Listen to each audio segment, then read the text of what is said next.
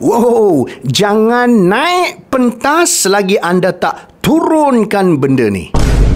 Apakah? Jangan naik atas pentas selagi anda tak turunkan ego anda ke bawah.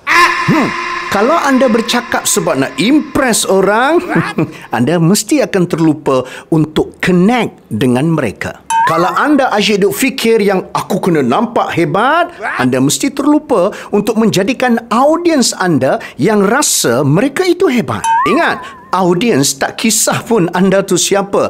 Yang mereka kisah adalah anda nampak tak mereka, anda faham tak mereka, anda ada tak solusi untuk masalah mereka.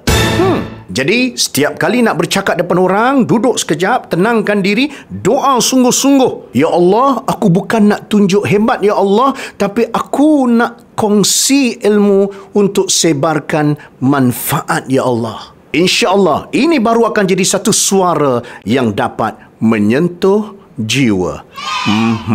Apa? Jangan ego sangat. Kan?